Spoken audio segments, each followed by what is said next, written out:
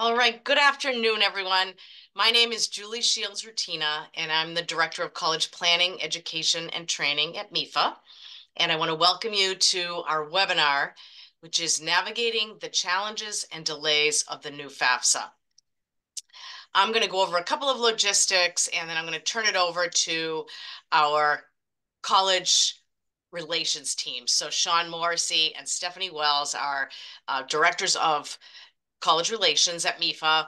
Sean is going to present, and Stephanie is behind the scenes monitoring the chat, the question and answers, I should say, and we'll talk about that.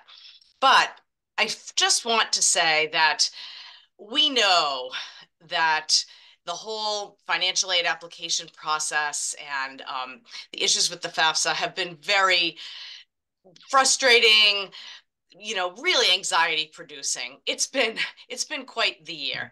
And we've all been in financial aid and working with families for many, many years. And this takes the cake as being one of the most complicated, stressful years. And so we just want to say to you that we know that this has been hard, but we want to continue to share so that you'll get through this process and you'll be able to go to college and have some financial aid offers that you can consider and move forward. So we will get there, and there's help all the way along the way. And MEFA is here and will continue to have events like this and continue to support you going forward. So with that, a couple of the logistics about this afternoon are that, again, you'll hear the presentation, and then if you have a question, you can type it in the Q&A. But the presentation is going to cover a lot. It has a lot of detail. So, if you listen, and then as you get near the end, if there are questions, put them in the Q&A, and we will have plenty of time to answer your questions. If you need closed captioning, you can press the live transcript button to see the words that we're speaking. And we are recording this. So tomorrow we'll be sending the recording and the slides. Yeah, so you don't have to take copious notes. And we really encourage you to share this with any other friends, people that you think might find it useful as well. And so with that, I'm going to turn it over to you, Sean. Thank you, Julie. Yes, so we'll be going over all of the information that we've learned recently about the challenges and delays of the new FAFSA. So we're going to be going over some tips that we've learned, talk about some of the common problems that people have been experiencing, some recent FSA, which is federal student aid. They've given some new updates and resources for families. We'll go over those. Also, we're going to talk a lot about what we're hearing from colleges and universities so that you can use that information when you're helping to plan the process of getting your information from schools about financial aid offers and planning to enroll in college. We'll give you some other resources, and we'll have some time at the end for questions. So first of all, I just wanted to go back to FAFSA simplification and why they did FAFSA simplification, because it has been a long time since there has been a major overhaul like this to the financial aid process. But the reason that this did come along was to bring a simpler application. And even though so far the rollout has been a little bit rocky, and for some families there have been a lot of issues, there are families that are able to get through the process in under 10 minutes filling out the FAFSA. So that is the goal of where this whole process will go eventually in the future. And we hope all families will have the experience of being able to get through the application, the FAFSA application, in a much quicker fashion once all of the problems are fixed and gone through by federal student aid. Also, one of the things that FAFSA simplification is bringing is a more straightforward Pell eligibility criteria. So instead of having Pell tied directly to just one number, which used to be the EFC, the expected family contribution. They've done away with the expected family contribution and replaced that now with what's called a student aid index. But families don't have Pell eligibility just from the student aid index. It also is tied to the percentage of the federal poverty level across the United States. So there are a couple of other ways that families can be eligible for Pell Grant, which is the biggest federal grant available to students for financial aid. And so that makes more families eligible for Pell Grant and also makes it easier to determine if a family is eligible for Pell based on their income and family size alone, rather than all of the criteria that goes into what used to be the EFC and is now the SAI. And there have been some changes to the formula behind the scenes. One of them is the number of students in college is no longer considered in the formula. So in the past, the formula used to take into consideration how many students were in college at the same time from the family. And the calculation would then use that number in order to change what the expected family contribution was. With the student aid index, that no longer takes the number of students in college into the calculation, so that is no longer a factor in there. They still do ask the question of how many students are in college on the FAFSA, and some colleges are using that for institutional funding, but for federal funding, that is no longer considered in the formula. But even with taking out the number of students in college from the formula, more students are eligible for Pell Grants under the all of the across the country. All the different schools have been running models to see how many students are eligible for Pell, and many more students are eligible for Pell, even with that no longer in the formula. Even some families who had more than one student in college are still eligible for Pell Grant now that that is no longer in the formula. If you have a family where there were three or more students in college, sometimes those are the situations where Pell Grant eligibility may be a lot less if you have many children in college in the past and were able to be eligible for Pell Grant under that formula. Now that may no longer be the case. So the student aid index is now replacing the expected family contribution, and it's used similarly in the formula for financial aid, where you take the total cost of attendance at a school, subtract the student aid index, and any financial aid that you may be qualified for, and that becomes what your need will be. Now we're going to talk about some of the common errors that families have been experiencing when they fill out the FAFSA. And some of them are errors, and some of them are things that families have just been confused about when they're filling out the FAFSA. One of them is the date of legal residence. If you were born in the state, you would enter the month and year that you were born in the state that you are now residing in. If you weren't born into the state, you use the month and the date that you did move to the state that you are now living in. So for most students that were born in the state, they didn't understand that if they were born in the state, they could just enter their date of birth there, and that would be their state of legal residency. But one of the questions that's really causing some problems for students is once they go through all the questions to determine if they are a dependent or independent student, meaning do they have to provide parental information or not on the form. Dependent students do need to provide parental information on the FAFSA. Independent students do not need to provide parental information on the FAFSA. And once they're determined to be a dependent student, they're presented with the question on if they want to apply for a direct unsubsidized loan only. And students are misreading this and thinking that in order to apply for a direct unsubsidized loan, that they should select yes for this question. But students should only select yes to this question if they cannot provide parental information because the parent is not allowing them to share their information on the form. So most students should answer no to this question. Students can still apply for direct loans when they say no to this question. All of this question is asking is if you cannot provide parental information because the parents are unwilling to provide their information, you would select yes to this.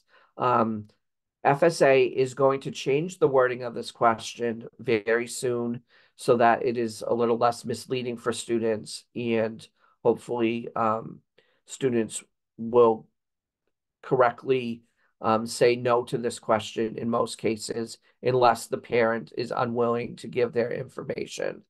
If a student did already apply for financial aid, filled out the FAFSA, and answered this question incorrectly, so it did skip parental information, once the FAFSA is processed, which they will begin processing in early March, I'll talk about that in just a minute, they'll be able to go in and correct that and say no to that question, and then be able to invite the parent to provide their information and complete the FAFSA that way.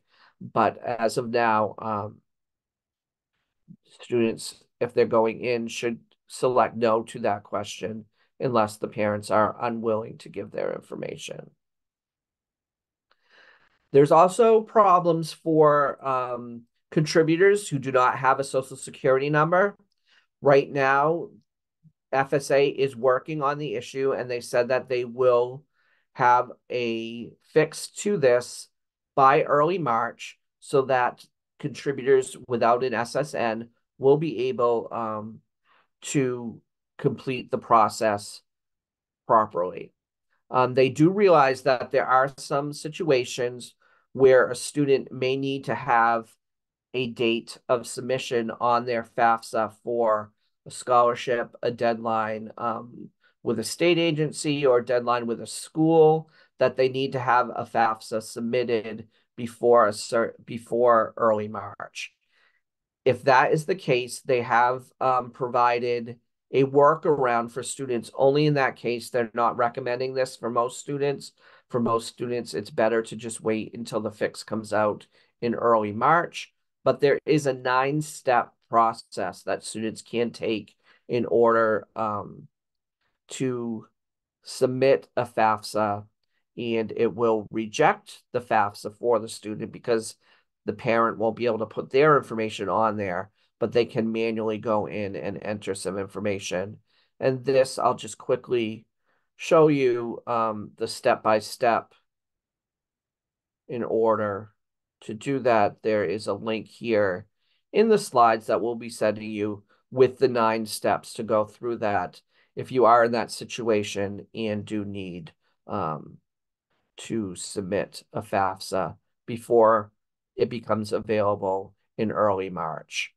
Otherwise, once that fix comes through in early March, then those without a social security number will be able to get their own FSA ID and go through the process and submit that electronically and sign the FAFSA themselves. There are also a few other known issues that are listed on a linked page from FSA, and they will give some known issues there and if there are workarounds on those and when they are fixed, and let families know.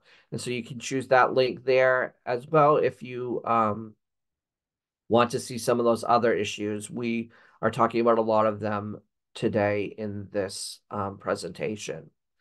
There is one known issue that does have to do with contributors without an SSN that was just corrected, and that is if one parent does have a social security number and filed a joint return with a spouse without a social security number, they have now fixed it so that you can add in the spouse's ITIN, their ID tax ID number on the FAFSA, in order to complete the FAFSA. So that one has been fixed, but all the other problems for those without a Social Security number are still being worked through. So one of the other points that some families are having some problems with is determining who the contributors are on the FAFSA. And so a contributor means anyone that has to give their information on the FAFSA. And we do have a resource here on MEFA that I'll show you with who needs an FSA ID that you can go through. And it will look at if you're a dependent student whose biological adoptive parents are married or living in the same household. It will bring you through the questions and let you know who needs an FSA ID. So if your parents filed their taxes jointly and are married, only one parent needs an FSA ID. If your parents filed separately, both will need an FSA ID. And if either parent didn't file taxes, both parents need an FSA ID. And if you are a dependent student and your biological or adoptive parents are divorced or separated, you'll have to determine if one parent provided more financial support in the past year. Whichever parent provided the more financial support in the past year is the one that information will have to be on the FAFSA. And then you have to determine if that parent is remarried. If they are remarried and filed jointly, both that parent and the step parent would need an FSA ID. If they're not remarried, only the parent would need an FSA ID that provided more than 50% of the support. If that parent is remarried and filed jointly, only that parent needs an FSA ID. If they're married and filed separately, both the parent and step parent needs an FSA ID. And if the parent if the parent is remarried and either one, the parent or the step parent, did not file tax returns, then both of them will need an FSA ID. And if you're an independent student, if you're not married, only the student needs an FSA ID. And if the student is married and filed joint taxes, only the student needs an FSA ID. If the student is married and filed separately, then both the student and spouse needs an FSA ID.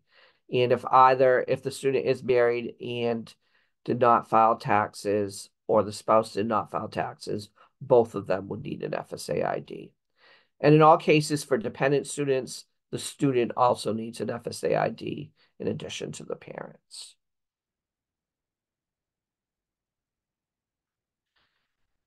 So we have heard from some students who are having problems when they are trying to invite the contributor to the FAFSA. And it's telling them that the information that they're entering doesn't match what the information is on the FSA ID of the contributor. And so it's really important to match the exact spelling, including capitalization, for the name as it appears on the FSA ID. And for the FSA ID, which is matching to the Social Security Administration in most cases for those with a Social Security number, it has to match exactly what's on that Social Security card. So please make sure you're entering that full name, date of birth correctly, for that match to go through. Also check to see that if you're doing some type of cut and pasting from another place into that there isn't any kind of space at the beginning of that before the answer. Or if you're typing, sometimes an extra space gets put in there. We have seen cases where it looks like everything matches, but there's a space before the name in there. So then the match isn't going through for a family. So check all of those things. Put your cursor into that box to make sure that the name is right at the beginning of the box when you are entering the information to see if you're getting some kind of error that it isn't matching. And also, we did hear from FSA that there are some students that are erroneously using this box that says my parent doesn't have an SSN, when in fact they just don't know what the parent's SSN is. So the student is sitting there, the parent may not be in the room, and they want to invite the parent to fill out their section, and they're checking that box because they don't know their parent's SSN, and that's causing some issues. So please make sure that the student isn't checking that box unless it is really a case where the parent does not have an SSN.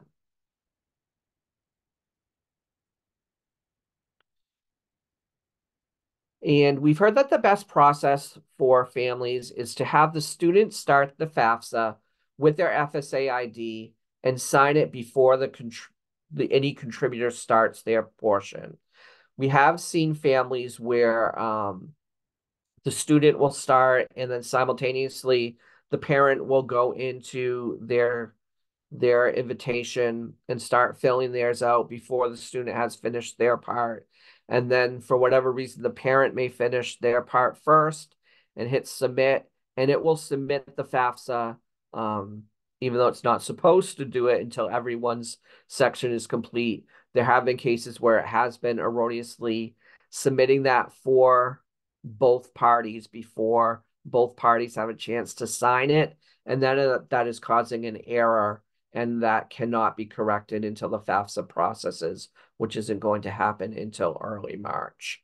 So it's easier if the student completes their section and signs but does not submit before the parent starts their section. And also, it's important that the contributors and the student complete their FSA ID process 3 to 5 days prior to doing the FAFSA and check that their FSA ID has been verified before starting the FAFSA. And what verified means is that the Social Security Administration has validated the information on there, and then that will allow you to use the IRS, what's called the FADDX, which is the process that pulls the information from the IRS right into the FAFSA. If the FAFSA has not been verified, then you'll have to manually enter in all of your tax information, and the process takes a lot longer that way. So if you just wait the couple of days, the FAFSA is a lot easier once that FSA ID has been verified. And then make sure all the contributors have signed before any party hits the submit button so that you do not get that error message that someone hasn't signed. Because right now, because they have delayed the processing of the FAFSAs until early March, and so no corrections can be made until early March. If the FAFSA gets sent in without signatures, you have to wait until that is processed in order to make the corrections.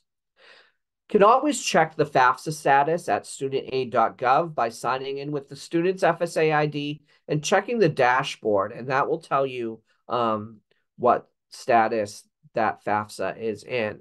If the status shows as in review or in process, that is where mostly every student who has submitted a FAFSA at this point is showing in that status, because they have not processed any FAFSAs yet and will not be processing those until at least early March. So all of those will show in review or in process once you have submitted those.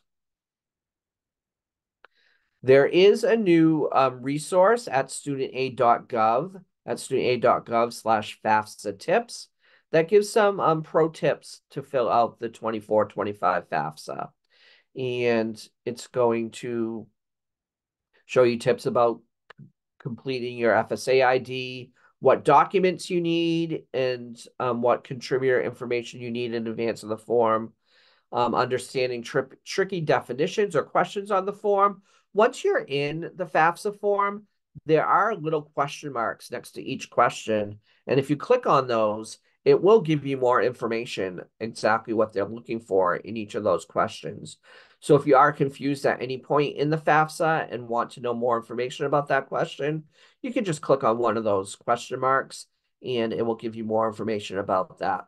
But there's even more information on this FAFSA tips about some of the trickier questions on the form. And there are also the newest guidance for reviewing, submitting, and correcting the form as they do make corrections to the process.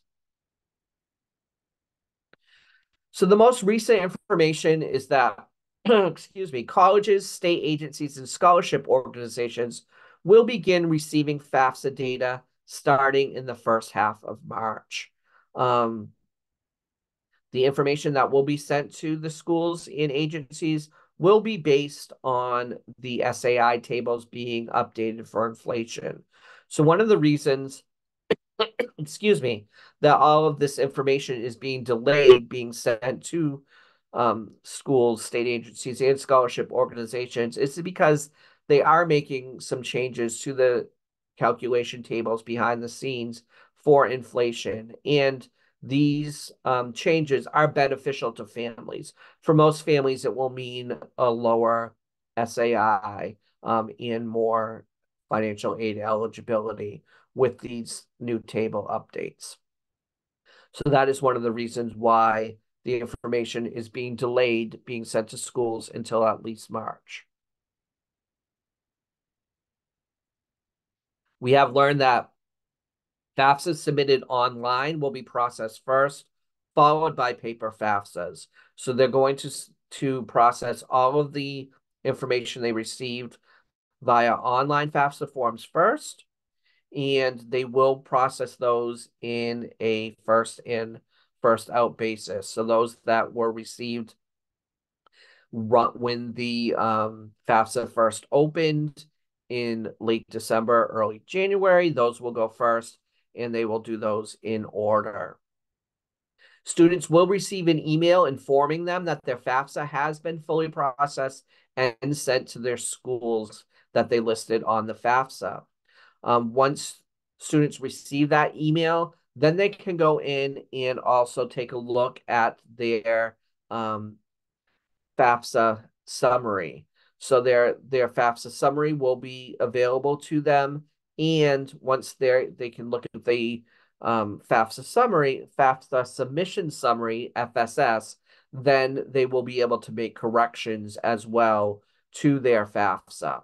So anything that you've been waiting to make corrections for, if you wanted to add additional schools, if you made any kind of mistake when you were filling out the FAFSA, or if a signature was missing on the FAFSA, you have to wait to receive this email that your FAFSA has been processed and that your FSS, which is your FAFSA submission summary, is available in order to start making those corrections. And you'll be able to do that once you receive that. And they're beginning that in the first half of March when they're able to process all of the FAFSAs. We're not completely sure at, but they're trying to do those as quickly as possible. And I did say that any FAFSAs that were submitted by the paper process are going to be processed after the ones that were received online. But if a student did send in a paper FAFSA, but they do have an FSA ID and are able to get into their studentaid.gov account with that FSA ID, they can make corrections online to the FAFSA that they submitted on paper.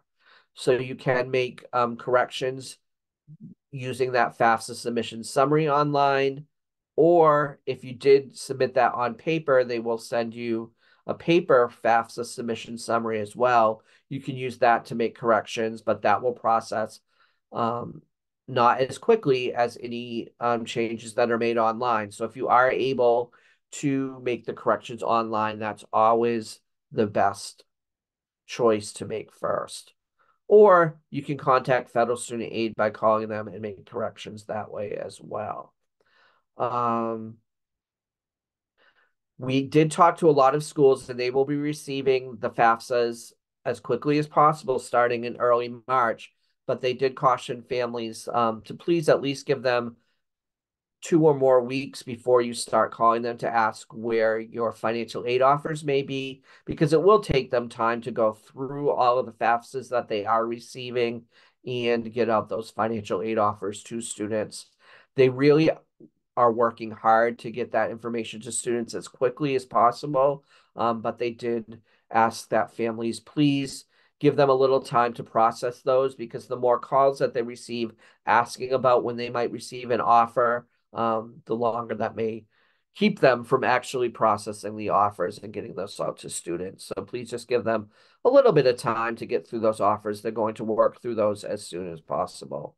Of course, if you have extenuating circumstances or things like that to talk to them about, they would welcome you to give them a call at any time. But if you're just calling to check on if you are going to receive the financial aid offer, please give them a little time for that.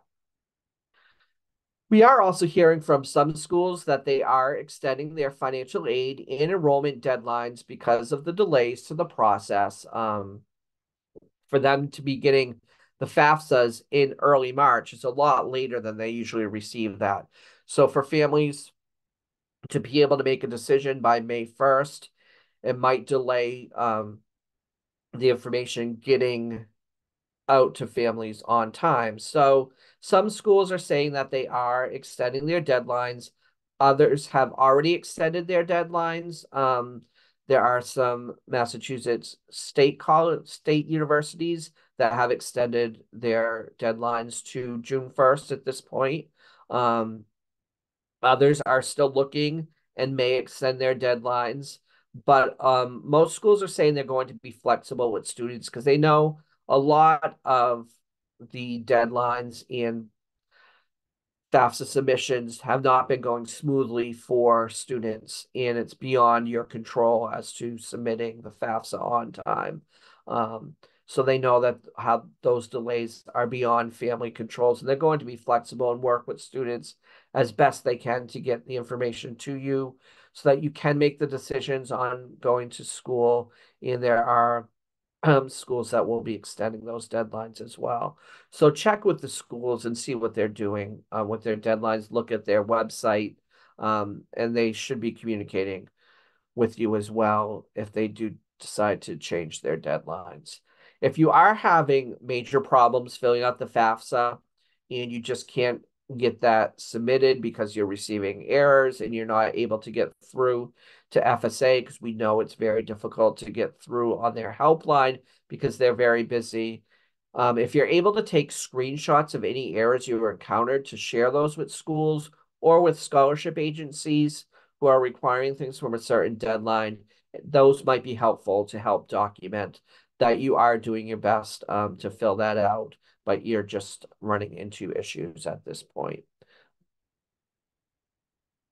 We did do a very informal poll of some Massachusetts schools last week, and this is the information that they did share with us. And again, this is very informal, but from the 44 schools that we did poll, did hear from, about 11% said they have decided not to extend their deadline. 36% said they're not changing the published deadline, but will be flexible with families that need an extension. 20% have not yet extended their deadline, but are considering it. And 32% are have already extended their financial aid deadline. And then for the enrollment deposit deadline, 23% have decided not to extend their deadline. 11% are not changing the published deadline, but will be flexible with families. 32% said they are considering extending it, but they haven't extended it yet.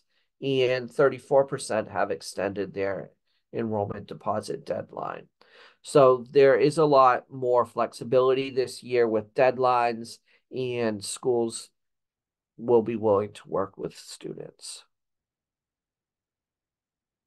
We know that some scholarship organizations may not be as familiar with the delays and problems happening with the FAFSA as financial aid offices are. So in a lot of cases, it may be important to take those screenshots and let them know about any errors that you experience. Right now, any FAFSA that's being submitted does not have an SAI um, coming back with the email saying that the FAFSA has been submitted. Early in the process, SAIs were included with that submission email. That's no longer the case. And for some scholarships, that was a requirement that they were asking for from families. So you can let scholarship organizations know that that's no longer being published for any families. And school counselors might be able to provide a letter also explaining the delays to the FAFSA process and that the SAI may not be available until early March when those FSS, the FAFSA submission summaries, start getting sent to students. So just try to be in communication with the scholarship organizations and let them know. Sean, do you mind if I stop you right if you go back one? No, sure, Real quick, I have a good question that I think is timely. of course. Actually, if you want to go back one slide, it's about the Yeah, college's deadlines. So yes. we don't have the names of the schools that answered the poll. But for the schools who said they have not decided to extend their deadline, I believe that those are mostly schools who also collect the profile. So they already have a lot of the information they need to give a financial aid offer. So there's not really as much of a need to extend the deadline at those schools. But regardless, if you have any questions about the school's deadlines, definitely get in touch with them. Overwhelmingly, we've heard from colleges, that they're sensitive to this and they know the delays that are happening across the board. Yes, that's a good point, Stephanie, that there are schools that do require the CSS profile form in addition to the FAFSA, and they may be able to get out awards to families earlier than the schools that only have the FAFSA and won't have that information available. But we have also heard from some schools that do use the CSS profile and are planning to get award offers out to families in a timely manner and earlier than if they were using the FAFSA only, that still may extend their deadlines because they want families to have information from all their schools before they make a deposit and decide on where they're going. So there are still schools that will extend their deadline that are CSS profile schools as well. There are a lot of resources out there. Some of the MEFA resources available. We do have FAFSA Day events. If you go to fafsaday.org, at these events, you can meet with financial aid experts who can help you fill out the FAFSA. So if you're having a particular problem and want to work through that when you're filling out the FAFSA, you can come to one of those FAFSA Day events and meet one-on-one with usually a financial aid counselor, and they can help you through that process. There are also a lot of FAFSA blog posts. If you go to mefa.org/blog, you can select the financial aid category. There are a lot of FAFSA blog posts about the new process and help to get through those. There's also a lot of FAFSA family webinars. We did have step-by-step through every question of the FAFSA, and there are recordings of those at mefa.org/videos. We have a few of those webinars available to families. I did quickly show you the Who Needs an FSA ID graphic, but there is that available on our website as well. And that's also available in Spanish and Chinese in addition to English as well.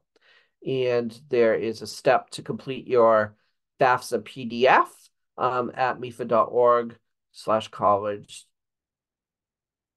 financial aid, and there's a little snippet of what that looks like on this slide here, and it's a great checklist that you can go through to make sure that you've done all of the steps with your FAFSA as well, and that's available for download. We also have some upcoming webinars about understanding financial aid offers and paying the college bill. So once those financial aid offers do start coming in from colleges, we'll talk about what that process looks like. There's one on March 12th, March 21st, and April 9th. And we'll also be talking about what it looks like to try to compare offers from schools that you may not have heard from yet to see if you can some tactics that you might be able to get some information about what that might look like for aid from those schools as well. And you can connect with us on social media. Here are all of our different links. And now we've got some time for questions. Yeah, Sean, there's one question, and I think it's a good one because it's one of those things that's different from the past and to going forward. So I'm going to ask it just as it was asked. So there's a parent who is not a legal resident and doesn't file taxes, but the student was born here. And so the question is it still suggested that this contributor use all zeros to fill out their section?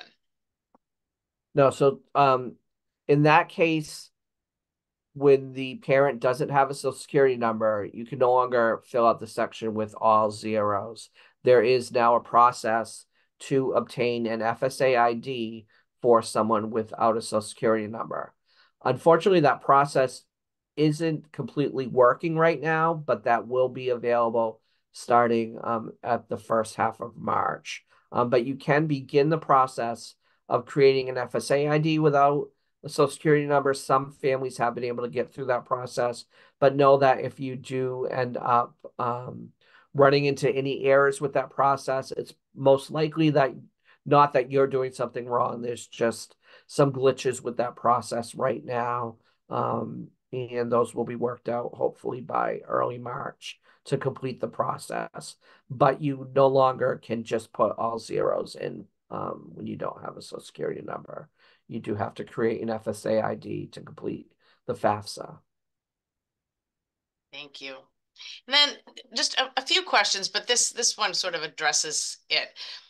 This one student is just saying that she's not allowed to sign her section of the FAFSA. It won't allow her to sign and continue, which I know we've seen. So I don't know if you just want to talk about that so she can know what to expect coming up. Yeah, so we've heard that there are situations where either the student or parent isn't able to enter their signature in there. And either it's been submitted already, and so you can't do the signature until the FAFSA is processed beginning in early March. And once you receive the email saying your FAFSA has been processed, you can go back in and provide the signature. There are cases where it's just not allowing the signature and not allowing the student to submit. Sometimes the parent is able to submit in that case, and then you would get a rejected FAFSA at this point, but you would be able to have that FAFSA submitted so that you have that date of submission before a certain deadline. And then you can go back in and when you get that email saying that the FAFSA has been processed in early March and go back in and do the signature at that point. Then a few people are just, in general, a little bit worried about the process of corrections. So maybe you could just talk about what's going on behind the scenes there. They're just thinking, okay, this is going to be interesting. I've signed, I've submitted it. It's going to get sent to the college, but now I have to go in and correct it. How do I know they're going to see the corrected one? How's that all going to work? Yes, so the correction process will start to become available to families once their FAFSA is processed, and then those corrections will be sent to schools once the family submits that. Unfortunately, they haven't shared information yet about how quickly they'll be able to send those corrections to the schools. So there may be a delay while they're still working through some of those backlogs of FAFSAs before the corrections are submitted. So it may be a good idea if you are submitting a correction, also just to send a quick email to the school letting them know that you've submitted a correction. But schools will receive those corrections as soon as they're processed. And you'll receive an email as well saying that the FAFSA corrections have been processed. But schools are aware that there may be a delay with corrections as well. And if they receive any rejected FAFSAs, they know that they're expecting to receive a lot of those that do need corrections, and they'll be looking for those corrections as well. So schools are aware of what's going on with that as well, and will be looking out and helping families through that process as well. And schools are also able to send corrections on some items for families as well. So if you're having some issues, you can contact your school and see if they can help you with that process as well. Thank you. So I like the next three. Why do people say that middle-class families should still apply for the FAFSA? What are the potential benefits? Well, there are a lot of potential benefits, and I've been hearing with the new formula for federal aid that there are so many more students that are qualifying for the Pell Grant than ever before, that it's going well into the middle class that are receiving Pell Grants with this new formula that have it in the past. But beyond Pell Grant, there are other financial aid benefits available through the federal government and through institutional aid and through state aid that may be available to families. So it's best to apply for that. And also, there are federal loan programs also available to students as well by applying through the FAFSA. And I think probably, Sean, is this your experience too? I've talked to so many people over the years who are actually surprised at how much aid they do receive. I mean, somehow it feels like Yes. never enough, right? But people can sometimes be pleasantly surprised. Oh, definitely, definitely. So can the parent correct the FAFSA, or is it only the student that can correct it? So the parent can correct anything in their contributor section that they may have done. The student would have to go in and make corrections to the student section with that. So you would have to sign in with the student's FSA ID to make any corrections to the student section. Thank you. That's important. Yeah. And my parents' financial section is completely different. My dad is getting asked questions about income tax paid, IRA deductions. Yep, I guess those are the things. Is this okay, or did we do something wrong? There are some cases where the IRS FADDX, which is the data exchange that brings the information in from the IRS for different reasons, is not available for some families. And in those cases, you're asked to manually enter in information about your tax return. So it's not that you did something wrong, but there's some instances where that doesn't work. For example, if a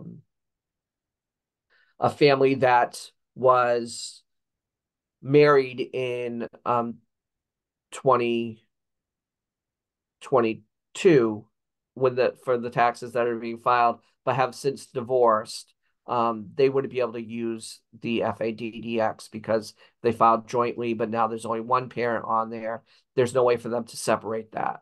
For families that may have been a victim of some kind of tax fraud, the IRS isn't going to be sending their information via the FADDX, so you have to enter that in manually. So there are several cases. Those are just a couple of them, but there are some cases where the FADDX doesn't work. Also, if you sign in with an FSA ID before that FSA ID has been verified, then the FADDX will not be available, and you'll have to enter that in manually as well.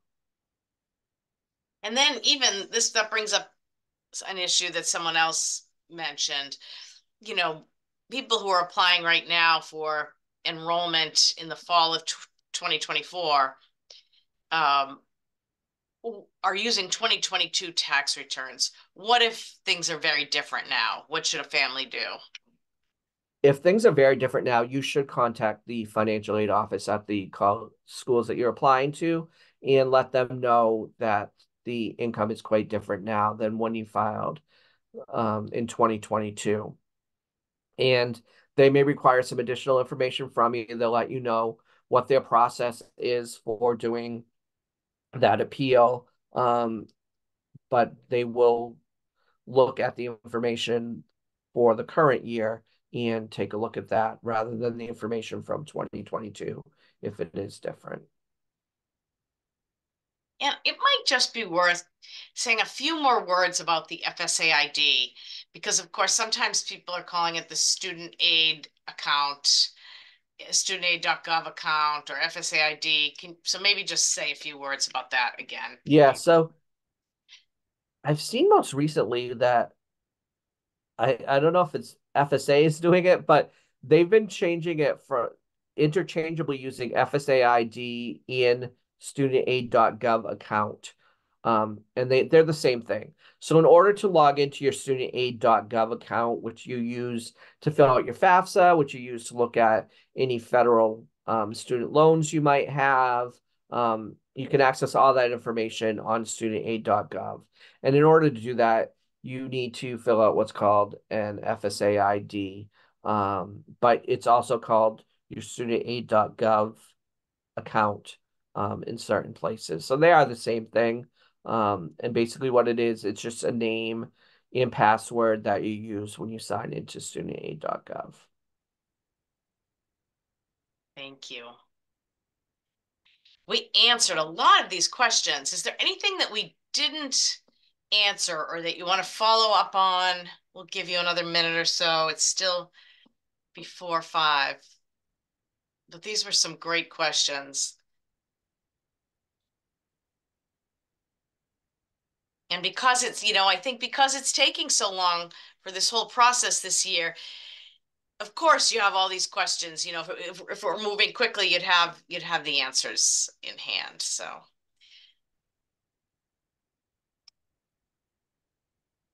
I don't see any further questions. Anything else that you want to bring up, Steph, from some of the questions you answered? No, I think we can just kind of show them what's next. So what do we have for what's next after the FAFSAs are processed? We have some good webinars and resources coming up. Great. Yeah, so here's our upcoming webinars on understanding financial aid officers offers and paying the college bill. And we normally start these in February, but we're delaying them a little bit this year because of the delay in the FAFSA. So we wanted to put some of the later dates out there too, in case you don't get your financial aid offers in, earlier mid-March. And I'll just then also say, please know, again, we're still moving on this process. Please call us. Please email us. Yeah, you can put up that last email, the college planning email. And we want to help you through this. Anything that comes up, just give us a call and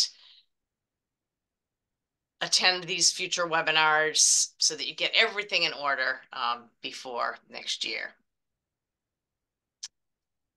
And then I guess we do have a couple more questions before we end then. So someone's asking, how can I get a sense of what we may receive? So I don't know if you want to talk about that, Sean. So if you're curious as to what you might receive in financial aid, there are some tools on most college's website. It's called a net price calculator, and you can go in and use those at a lot of schools. Have some pretty good tools there that will give you an estimate of what you may receive in financial aid at that school. And it will vary from school to school, so you will want to go in and look at each one of their net price calculators. And those usually reside within the financial aid websites at each of the schools. You can take a look at those, and that might be a good guide for you to help you out and help you see what you might be eligible for in aid before you receive those offers. Also, if you're curious as to what your SAI might be, MEFA does have a calculator that will help calculate your SAI for you as well if you're waiting for that number to take a look for some scholarships or things like that. There's a calculator available for you. Thank you, Sean. And thank you, everyone. And best of luck going forward. Please do stay in touch. And we want to be involved and help you in whatever ways we can. So thank you so much.